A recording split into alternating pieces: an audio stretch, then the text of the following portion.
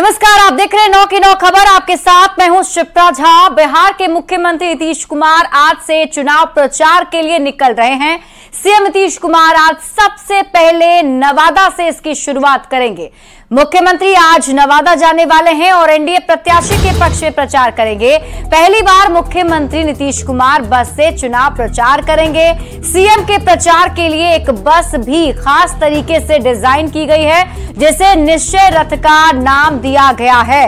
बस के एक तरफ लिखा गया है रोजगार मतलब नीतीश कुमार, तो दूसरी तरफ लिखा गया है पूरा बिहार हमारा परिवार। आप न्यूज 18 पर ये एक्सक्लूसिव तस्वीर देख रहे हैं उस खास बस की, जिस पर सवार होकर मुख्यमंत्री नीतीश कुमार आज से चुनाव प्रचार के लिए निकलने वाले हैं।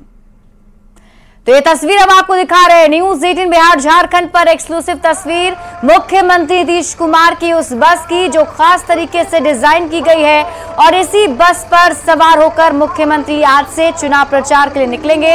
सबसे पहला दौरा उनका नवादा में होने जा रहा है और नवादा में विवेक ठाकुर के पक्ष में प्रचार करते हुए नजर आएंगे। किनके बीच है मुकाबला वो भी आप जान लीजिए।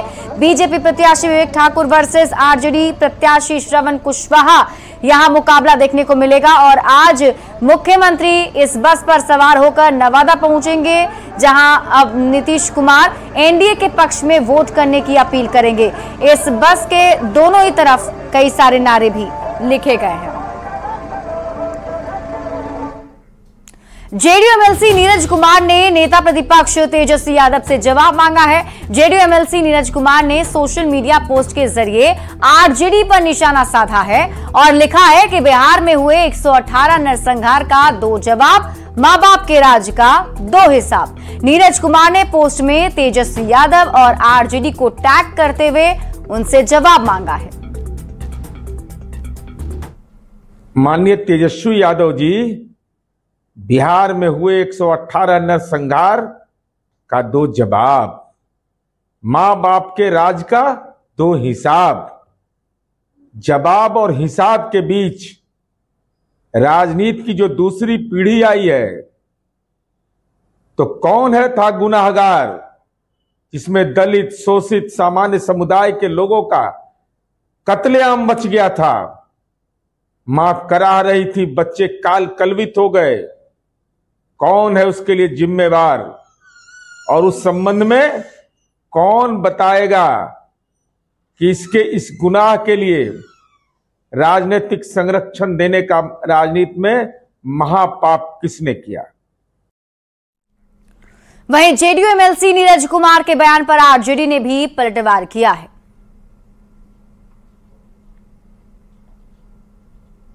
राजनीतिक चश्मे से पिछले कार्यकाल को देख रहे हैं, उनको अपने कार्यकाल का आकलन कर लेना चाहिए। मणिपुर की घटना का आकलन कर लेना चाहिए। महिला खिलाड़ियों पर हुए अत्याचार, यौनाचार के मामले का आकलन कर लेना चाहिए। मुजफ्फरपुर बालिका गिरकांड का आकलन कर लेना चाहिए। सृजन घोटाले का आकलन कर लेना चाहिए। और सबसे बड़ी बात यह है कि जो शोषित है, जो वंचित है, जो पिछड़ा है, जो अति पिछड़ा समाज है, उनको हक और अधिकार देने से वंचित करने के लिए किस किस तरह से राजनीतिक साजिश चल रही है, इसका भी आकलन कर लेना चाहिए। नेता प्रतिपक्ष तेजस्वी यादव ने भी सोशल मीडिया के जरिए सरकार पर निशाना साधा है। सोशल मीडिया साइट एक्स पर पोस्ट कर तेजस्वी यादव ने लिखा है कि बिहार ने मोदी जी को 40 में से 39 सांसद दिए। केंद्र में 10 साल से बीजेपी की सरकार है, 17 साल से बिहार में सरकार है, केंद्र में मंत्री हैं, दिल्ली में इनका शासन है और पटना में भी इनका शासन है। प्रशासन और ये सीबीआई, ईडी और आईटी के साथ ही बड़े पूंजीपति भी इनके साथ हैं। फिर बिहार के युवाओं को नौकरी देने, विशेष राज्य का दर्जा देने, विशेष पैकेज देने और बिहार में इंडस्ट्री लगाने के लिए और क्या चाहिए। इतने सांसद और डबल इंजन सरकार के बावजूद भी आप बिहार को कुछ ना देकर उल्टा बिहारियों को ही भला बुरा कहने बिहार आते हैं, तो अब की बार बिहार आपको कड़ा सबक सिखाएगा। तेजस्वी यादव ने केंद्र सरकार पर रेलवे, बंदरगाह और बीएसएनएल बेचने का आरोप लगाते हुए अग्निपथ योजना को लेकर भी सरकार पर निशाना साधा है। रेलवे बेच दिया, पोर्ट बेच दिया, जहाज वाला सारा बेच दिया, गरीब के लिए बच्चा क्या, बीएसएनएल बेच दिया। तो कुछ बचा क्या? सेना में भी अग्निवीर योजना ले आया है। जो हमारे अग्निवीर योजना में जो सैनिक जाएंगे उनको पेंशन नहीं मिलेगा, उनको कैंटीन का लाभ नहीं मिलेगा, उनको शहीद का दर्जा नहीं मिलेगा, उनको ग्रेच्युटी नहीं मिलेगी। क्यों नहीं मिलेगा शहीद का दर्जा? 4 साल बाद फेंक देगा निकाल करके। 22 साल 23 साल की उम्र में वो बाहर हो जाएगा। 22 साल 23 साल के बाद क्या करेगा? और 16 अप्रैल को प्रधानमंत्री नरेंद्र मोदी एक बार फिर से बिहार आ रहे हैं। इस बार पूर्णिया में उनकी सभा होने जा रही है। शहर के रंगभूमि मैदान में पीएम मोदी की सभा होगी और पीएम के साथ ही सीएम नीतीश कुमार भी मौजूद रहेंगे। पीएम मोदी यहां जेडीयू के उम्मीदवार संतोष कुशवाहा के लिए वोट करने की अपील करेंगे। पीएम के जनसभा को लेकर एनडीए के नेता एक साथ ही पूरी तैयारी में जुट गए हैं।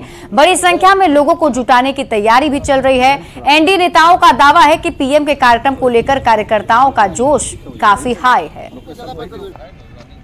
प्रधानमंत्री आदरणीय नरेंद्र भाई मोदी जी का 16 तारीख को रंगभूमि मैदान में कार्यक्रम आयोजित है और जो एनडीए के प्रत्याशी हैं उनके पक्ष में यहाँ पर आएंगे, कार्यक्रम होगा और उसी की तैयारी को लेकर हम सभी लोग यहाँ पर उपस्थित हैं। देख रहे हैं कि जो हमारे माननीय प्रधानमंत्री जी को सुनने के लिए जो लाखों लाखों लोग आएंगे, उनकी व्यवस्था कैसे व्यवस्थित तरीके से लोग उनकी बातों को सुने, इसी को देखने के लिए हम लोग आए हुए कि जो देश का चुनाव है, राष्ट्रवाद का चुनाव है, इसको संबोधित करेंगे। साथ में कौन कौन रहेंगे? और माननीय बिहार के मुख्यमंत्री नीतीश कुमार जी आएंगे, उप मुख्यमंत्री सम्राट चौधरी जी आएंगे, उप मुख्यमंत्री विजय सिन्हा जी आएंगे, पूर्व मुख्यमंत्री जीतन राम मांझी जी आएंगे, लोजपा नेता चिराग पासवान जी आएंगे, उपेंद्र कुशवाहा जी आएंगे, तमाम एनडीए के जो शीर्ष नेता हैं सभी आएंगे इस मंच पे। सभी लोग चुनावी सभा को संबोधित करेंगे। जब मोदी जी बोलेंगे तो पूरे देश को मोदी जी की गारंटी पर ही भरोसा है। तो पूर्णिया तो स्वयं मोदी जी आ रहे हैं, आप खुद समझ सकते हैं कि इतना इम्पैक्ट पड़ेगा। आम जनता जो यहाँ आंधी बह रहा है मोदी जी के पक्ष में, वह तूफान का रूप धारण करेगा और उस तूफान से बाकी सब लोग हवा में। प्रधानमंत्री नरेंद्र मोदी 16 अप्रैल को पूर्णिया के इसी रंगभूमि मैदान में आएंगे और यहां पर एक चुनावी सभा को संबोधित करेंगे। प्रधानमंत्री के साथ बिहार के मुख्यमंत्री नीतीश कुमार, पूर्व मुख्यमंत्री जीतन राम मांझी, उपेंद्र कुशवाहा और चिराग पासवान भी रहेंगे और इसी मैदान से एक बड़ी रैली को संबोधित करेंगे। प्रधानमंत्री के आगमन को लेकर आप देख सकते हैं कि यहाँ पर पूरी टीम यहाँ पर है। जदयू, भाजपा और अन्य घटक दल के नेता सभी लोग पहुंचे हुए हैं। सांसद हैं, पूर्व मंत्री लेसी सिंह है, इसके अलावा एसडीएम है, एडीएम है, सभी पदाधिकारी है और कई विधायक और भाजपा के कई बड़े नेता भी यहाँ पर मौजूद हैं और प्रधानमंत्री के आगमन को लेकर तैयारी का जायजा ले रहे हैं। इसी जगह पे आप देख सकते हैं कि यही जगह है जहाँ पर कि प्रधानमंत्री के लिए बड़ा सा मंच बनेगा और इसके अलावा यहाँ आगे में लोगों के बैठने के लिए कुर्सी की व्यवस्था होगी। इसके अलावा पूरे मैदान का बैरिकेडिंग किया जाएगा और यहाँ पर इन लोगों को उम्मीद है कि लाखों लोग यहाँ आएंगे और प्रधानमंत्री के भाषण को सुनेंगे। कुमार प्रवीण, न्यूज 18 पूर्णिया। काराकाट सीट से चुनाव लड़ने की घोषणा कर चुके भोजपुरी अभिनेता पवन सिंह ने सोशल मीडिया के जरिए बड़ा बयान दिया है। पवन सिंह ने एक्स पर पोस्ट करते हुए लिखा है कि काराकाट की जनता के लिए जान हाजिर है। ये बड़ी बात पवन सिंह ने कही है। पोस्ट में उन्होंने लिखा है कि आप लोगों ने पवन सिंह को बनाया, अब हमारी बारी है आप लोगों की सेवा करूं। काराकाट की जनता के लिए जान हाजिर है। और बढ़ते हैं आगे। अंडमान में बीजेपी अध्यक्ष जेपी नड्डा ने मीसा भारती पर पलटवार किया है। जेपी नड्डा ने कहा कि ये लोग मोदी जी को गाली देते रहते हैं, इनकी हताशा चरम सीमा पर है। जो खुद बेल पर हैं वो पीएम मोदी को गाली दे रहे हैं। ऐसे लोगों को कमल पर वोट देकर जवाब दें। मीसा भारती ने अब इनका ये इतने फ्रस्ट्रेटेड हो गए हैं, आप बोलते हो मोदी मोदी मोदी और ये मोदी जी को गाली देते रहते हैं। कभी सांप, कभी बिच्छू, कभी क्या। इनकी निराशा, इनकी हताशा, इनका फ्रस्ट्रेशन चरम सीमा पर है। नवादा में लोक गायिका मैथिली ठाकुर स्वीप कार्यक्रम के तहत मतदाताओं को जागरूक कर रही हैं और ज्यादा से ज्यादा संख्या में पहुंचकर मतदाताओं से वोट करने की अपील कर रहे हैं। उन्होंने लोगों को शपथ दिलाया कि 19 अप्रैल को सभी लोग भारी संख्या में घर से निकलकर वोट करें और इस दौरान मैथिली ठाकुर ने अपने कई लोकप्रिय गीत भी सभी को सुनाए। बता दें कि राज्य मतदाता आइकॉन के नाते मैथिली ठाकुर राज्य के अलग अलग क्षेत्र में पहुंचकर लोगों को वोटिंग के प्रति जागरूक कर रहे हैं। मैं स्टेट स्वीप आइकॉन के नाते यहाँ आई हूँ और यहाँ पे सभी लोगों को मतदान करने के लिए जागरूक करने आई हूँ और यहाँ पर कुछ देशभक्ति गीत भी सुनाऊंगी और मतदान से जुड़े हुए कुछ गीत सुनाऊंगी और लोगों से अपील करूंगी कि वो इस बार जरूर अत्यधिक मात्रा में वोट देने के लिए पहुंचे। क्या मैसेज होगा मैथिली लोगों के लिए? मैं सभी से यही अपील करूंगी कि वोटिंग वाले दिन जरूर घर से बाहर निकल के सबसे पहला काम यही होना चाहिए कि वोट दें। बिहार के कई जिलों में एईएस यानी चमकी बुखार अपना पांव पसार रहा है। सिवान में स्वास्थ्य विभाग एईएस को लेकर अलर्ट हो गया है। सिवान सदर अस्पताल में 6 बेड का वार्ड बनाया गया है। वहीं प्रखंड में प्राथमिक स्वास्थ्य केंद्र में 2-2 बेड के वार्ड बनाए गए हैं। मेडिसिन उपलब्ध कराया गया है। तेज बुखार, शरीर में कंपन, शरीर पर लाल निशान पड़ने पर डॉक्टरों से मिलने की सलाह दी जा रही है। इस खबर पर और अधिक जानकारी दे रहे हैं संवाददाता मृत्युंजय सिंह। बिहार के कई जिले में एईएस यानी चमकी बुखार अपना पांव पसार रहा है। ऐसे में सिवान सदर अस्पताल अलर्ट मोड में है। आप देख सकते हैं ये एईएस यानी पिक्कू वार्ड बनाया गया है। अगर खासकर ये चमकी बुखार बच्चे में पाए जाते हैं, ऐसे में इसको लेकर तैयारी की गई है। ये वार्ड बनाया गया है, हम दिखाने की कोशिश करेंगे। 6 बेड का वार्ड बना हुआ है। आप देख सकते हैं इंस्ट्रूमेंट्स, मेडिसिन, इंजेक्शन सहित जो इस बीमारी में उपयोग होने वाले मेडिसिन है उसे रखा गया है, ताकि अगर कोई इस बीमारी से प्रभावित बच्चे आते हैं तो उनकी इलाज की जा सके। आप देख सकते हैं पिक्कू वार्ड बनकर तैयार है। लेकिन सिवान जिले में अभी एक भी ऐसे केस नहीं है। मुजफ्फरपुर, गोपालगंज सहित कई ऐसे जिले हैं जहां पे बच्चे इस बीमारी से प्रभावित है। कुछ नर्सें जानने की कोशिश करेंगे किस तरह की वार्ड बनाया गया है। ये एईएस वार्ड बनाया गया है और यहाँ जो भी सारी सुविधा की चाहिए वो सब उपलब्ध है यहाँ पे। अभी तक तो हमारे यहाँ कुछ ऐसा केस आया नहीं है। आएगा तो हम लोग तैयार हैं। ये धूप से भी बचाव है, बच्चों को धूप में नहीं निकलने देना है। खाली पेट भी रहने से होता है। देख रेख खाली पेट नहीं सुलाना है, अच्छी गल से देखभाल करना है गार्जियन को। इस बीमारी को देखकर किस तरह का वार्ड में तैयारी की गई ताकि कोई पेशेंट आए तो? हाँ जी, इसके लिए हम लोग तैयारी किए हैं। हम लोग भी नर्सेस भी है यहाँ पे, बहुत अच्छे से दवा ववा का सब सुविधा किया गया है और हम लोग तैयार है इसके लिए। क्या नाम है? बसंती कुमारी। तो देख सकते हैं एईएस यानी चमकी बुखार को लेकर तैयारी कर ली गई है। बीमारी बच्चे में पाया जाता है। ऐसे में बच्चे में कई तरह के लक्षण होते हैं। तेज बुखार होना, शरीर में कंपन होना, वोमिटिंग होना, से कई ऐसे इस बीमारी के लक्षण। ऐसे में डॉक्टरों का कहना है कुछ सावधानी बरतने की आवश्यकता है। बच्चे को खाली पेट नहीं रहने दें। लिक्विड ओआरएस सहित तमाम घोल का प्रयोग करें। खासकर दिन में या रात में कभी भी अपने बच्चे को खाली पेट नहीं सोने दें। भरपूर मात्रा में पौष्टिक आहार दें ताकि इस बीमारी से बचा जा सके। मृत्युंजय सिंह, न्यूज 18 सिवान। और इसी बीच रुक कर लेते हैं बड़ी खबर की। पटना से बड़ी खबर है जहां सूत्रों के हवाले से बड़ी खबर मिल रही है कि कांग्रेस की बैठक कल होगी। यानी कांग्रेस की स्क्रीनिंग कमेटी की बैठक जो है वो कल होने जा रही है। कांग्रेस उम्मीदवारों को लेकर इसमें मंत्रणा की जाएगी। सीडब्ल्यूसी की बैठक में अंतिम मुहर लगेगी। कांग्रेस प्रदेश अध्यक्ष अखिलेश सिंह और प्रभारी मोहन प्रकाश भी इसमें शामिल होने वाले हैं। तो कल की बड़ी बैठक, जिस बैठक में उम्मीदवारों को लेकर चर्चा की जाएगी। आपको बता दें कांग्रेस की तरफ से अभी कुछ उम्मीदवारों के नामों का ऐलान नहीं किए गए हैं। तो जो खाली बचे वैसे सीट हैं जहां पर अब तक कांग्रेस ने अपने उम्मीदवार की घोषणा नहीं की है, उसको लेकर ये बड़ी बैठक बताई जा रही है। कल ये बैठक होगी जिसमें प्रदेश अध्यक्ष अखिलेश सिंह तो मौजूद रहेंगे ही, प्रभारी मोहन प्रकाश भी शामिल होंगे। और संवाददाता संजय कुमार अधिक जानकारी के साथ जुड़े हुए हैं। संजय, इस बैठक को लेकर क्या कुछ चर्चा और क्या उम्मीद जताई जाए कि जल्द से जल्द अब उम्मीदवारों के नामों का ऐलान हो जाएगा?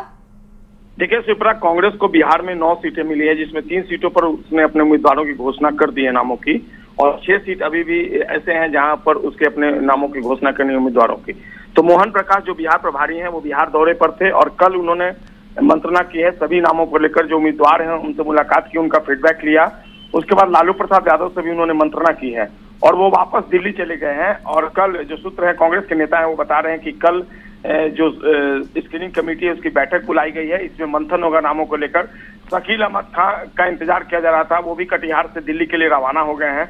उनसे बातचीत हुई है न्यूज़ 18 की, उन्होंने बताया भी है कि स्क्रीनिंग कमेटी में नामों पर मंथन होगा। उसके बाद CWC की बैठक बुलाई गई है और CWC की बैठक में ही नामों पर अंतिम मुहर लगेगी और इसके बाद जो 6 लोकसभा सीट है उन पर जो कांग्रेस के उम्मीदवार होंगे उनके नामों की घोषणा कर दी जाएगी। शिप्रा, चलिए आप इस बैठक पर नजर बनाए रखिए। बहुत बहुत शुक्रिया तमाम जानकारी के लिए। बढ़ते आगे और अगली खबर आपको पूर्णिया से बता दें, जहां मकई का पत्ता तोड़ने पर एक महिला को मौत की सजा दी गई है। मृतका की बेटी के अनुसार उसकी मां बकरी का चारा के लिए खेत में घास काटने गई थी। महिला ने कुछ पत्ते जो है वो बकरी को खिलाने के लिए तोड़ लिए थे, जिसके बाद खेत मालिक मौके पर पहुंच गया और महिला की पिटाई कर दी। इस घटना के बाद लोगों में काफी आक्रोश है। स्थानीय लोगों ने हाईवे को जाम कर दिया है। फिलहाल पुलिस पूरे मामले की जांच पड़ताल में जुटी हुई है। निकला पत्ता उत्ता हल्का फुल्का नोचा होगा, वो दोनों बाप बेटा इसको मकई मिल के मार दिया जान। कौन कौन मारा? उसका बाप था, उसका बेटा था टिप्पा, और बेटा का नाम की है टिप्पू मंडल काजा के छे। हाँ मंडल छे, उन्हीं का खेत है। हाँ वही। रुक करते हैं बड़ी खबर की। बड़ी खबर गोपालगंज से है, जहां छत्तीसगढ़ की एसीबी टीम ने 776 करोड़ के घोटाले के मामले में पूर्व आईएएस और छत्तीसगढ़ आबकारी विभाग के पूर्व विशेष सचिव अरुणपति त्रिपाठी को गिरफ्तार कर लिया है। भोरे थाना क्षेत्र के सिसई गांव से इनकी गिरफ्तारी हुई है। पुलिस कप्तान स्वर्ण प्रभात ने गिरफ्तारी की पुष्टि भी कर दी है। एसपी ने बताया कि छत्तीसगढ़ में आबकारी विभाग के पूर्व विशेष सचिव रहे अरुणपति त्रिपाठी पर घोटाले का मामला दर्ज है। बताया जा रहा है कि छत्तीसगढ़ के भिलाई के रहने वाले अरुणपति त्रिपाठी 9 महीने तक जेल में रहने के बाद बाहर निकले थे और जनवरी महीने से ही मोबाइल बंद करके फरार चल रहे थे। छत्तीसगढ़ पुलिस के इनपुट पर गोपालगंज के भोरे थाना क्षेत्र के सिसई गांव से अरुणपति त्रिपाठी को गिरफ्तार किया गया और इन्हें छत्तीसगढ़ की एसीबी पुलिस को सौंपा गया है। छत्तीसगढ़ शासन में पदस्थ था, उसमें उन्होंने सब उनसे इल्ज़ाम लगाया है कि वहाँ पर शराब में कमीशन हुई है, ये हुई है। उसी इल्ज़ाम में ईडी ने केस दर्ज किया। ईडी का केस है।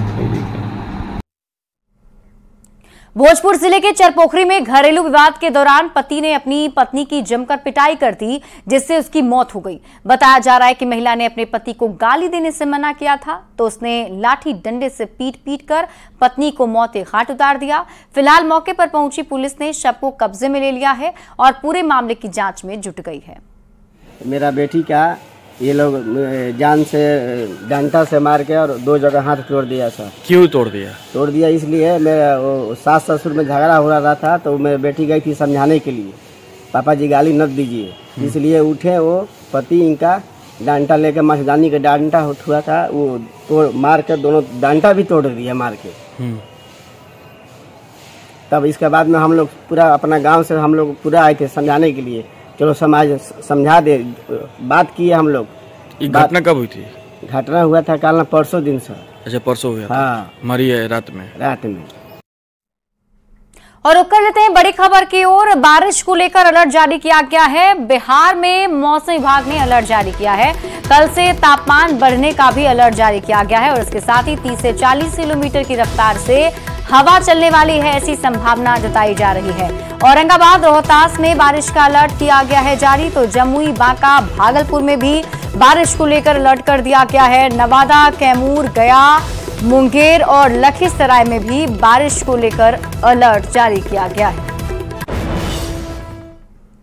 बंगाल की खाड़ी में बने निम्न दबाव का असर झारखंड पर दिख रहा है। राजधानी रांची के तापमान में पिछले 24 घंटे के अंदर 6 डिग्री गिरावट दर्ज की गई है।